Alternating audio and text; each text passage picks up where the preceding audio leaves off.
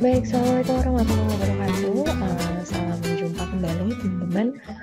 Kita lanjutkan untuk materi tentang consumer perception yang kedua. Kalau kemarin kita udah bahas consumer perception, yang pertama tentang elemen perception, yang kedua perceptual selection, perceptual organization, dan perceptual interpretation. Hari ini kita akan membahas tentang consumer imagery, perceived quality, dan perceived risk. Nah, yang pertama itu consumer imagery.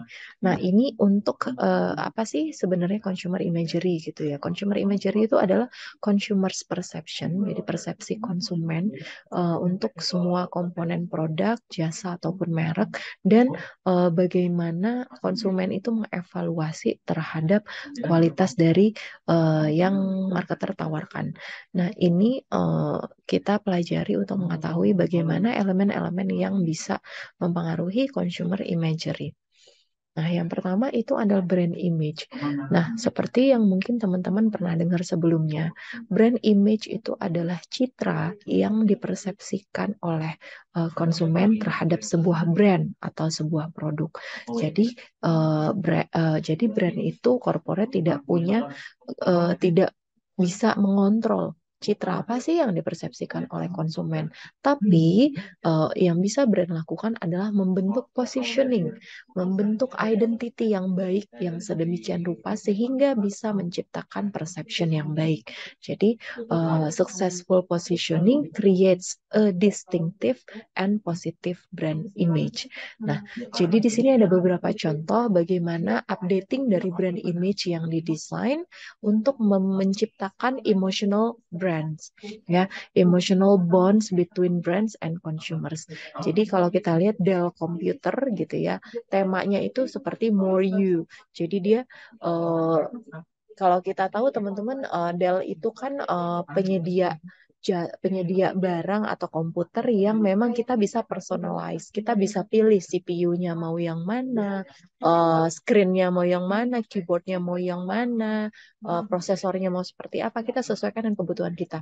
Mungkin antara kebutuhan orang yang senang gamer dengan kebutuhan orang kantoran biasa itu pasti berbeda. Jadi dia mengangkat tema positioning uh, personalize you, jadi more you. Jadi dia akan personalisasi teknologi dan getting consumers to think about how they can the products, how they can use the products features daripada dia uh, fokus pada technical spesifik, jadi spek-spek yang teknis. Jadi kalau teman-teman bisa lihat di iklan-iklan yang ada di Dell di YouTube-nya, jadi dia akan memberikan iklan-iklan atau konten-konten bagaimana konsumen itu bisa memanfaatkan fitur-fitur yang ada di Dell. Jadi bukan ke speknya, tapi gimana caranya konsumen itu bisa memanfaatkan. Jadi lebih lebih uh, dekat kepada konsumen. Begitu juga nanti yang mungkin di sini brand yang mungkin kita kenal seperti Quaker Oats, Go Humans Go, Google tuh seperti nostalgia, engaging consumers in technology dan sebagainya. Nah, yang kedua adalah package image. Nah, apart from the name, appearance and features of the product, packaging itu juga convey the brand image. Jadi brand image itu bisa juga dibentuk ya, bisa dibentuk melalui packaging gitu.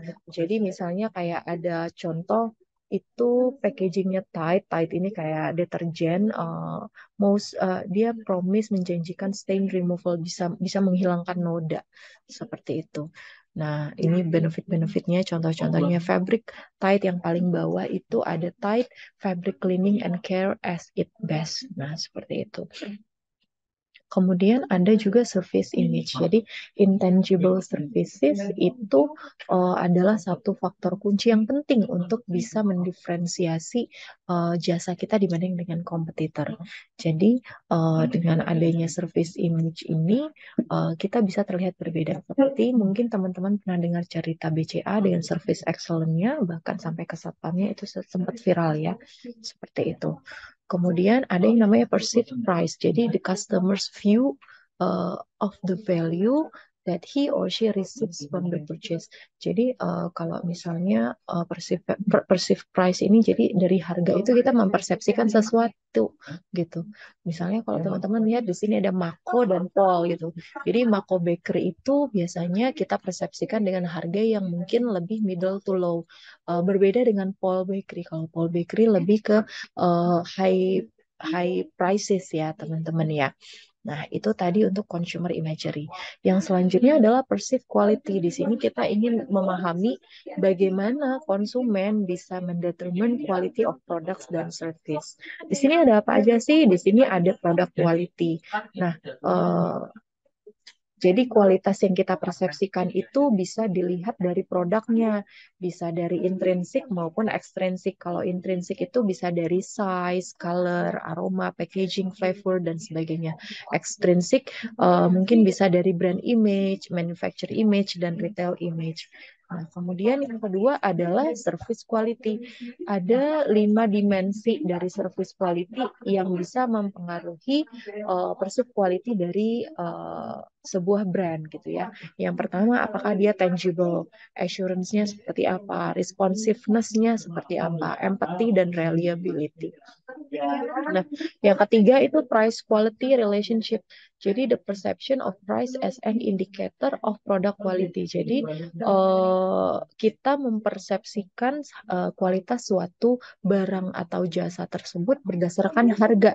Jadi biasanya consumers tend to be perceive that the higher price, maka the higher perceived quality of the product. Seperti contoh yang saya sampaikan di sini, ini ada tas ya, tas dengan beberapa brand. Jadi kalau dengan harga yang segini, 385 juta, kita akan mempersepsikan kualitasnya yang lebih bagus dibanding dengan harga yang sekitar 800 ribu. Nah, seperti itu. Yang terakhir adalah story image dan perceived quality. Jadi, ada apa namanya, bahwa si store image ini bisa mempengaruhi kualitas yang kita persepsikan dari sebuah brand. Jadi dari melihat tokonya aja, kita itu bisa langsung persepsi ini bagus apa enggak kualitasnya. Kadang-kadang kita gitu juga ya teman-teman, kalau misalnya pas belanja di suatu toko, kita lihat tokonya itu mempengaruhi persepsi kita. Oh, ini kayaknya barang-barang yang bagus dengan high quality dan juga mungkin harganya mahal kayak gitu. Nah, ini ada salah satu retail Starbucks di Dewata gitu ya. Dan ini mencerminkan yang lebih luxury dibanding retail Starbucks lainnya. Nah, yang terakhir adalah perceived risk, risiko yang dipersepsikan gitu, yang dipersepsikan oleh konsumen. Jadi perceived risk dari konsumen itu apa aja sih? Mungkin ada yang ada yang bentuknya dia functional risk. Produk tersebut tidak perform seperti yang kita harapkan. Ini functional. Ada juga yang physical risk. Product can harm self or others atau berisiko untuk kita ataupun maupun orang lain. Atau mungkin dia financial risk. Ternyata produk ini nggak worth gitu dengan apa yang sudah kita keluarkan. Yang keempat itu bisa psychological risk. Per produk bisa mempengaruhi ego kita. Dan ada yang namanya time risk. Time spent in product search itu may be wasted if the product does not perform as expected. Kadang-kadang kita mungkin pernah mencari sebuah produk ya, sebuah produk itu lama banget, pas dapat ternyata benefitnya itu nggak sesuai apa yang kita harapkan gitu. Nah, itu yang dinamakan dengan time risk. Nah, gimana nih cara konsumen bisa mengurangi perceived risk tersebut? Yang pertama itu tentu kita harus mencari informasi sebanyak-banyaknya. Dengan banyaknya sumber informasi saat ini menggunakan search engine, social media, kemudian rekomendasi dari orang-orang terdekat gitu kan. Ini bisa mengurangi kita untuk perceive risk tadi.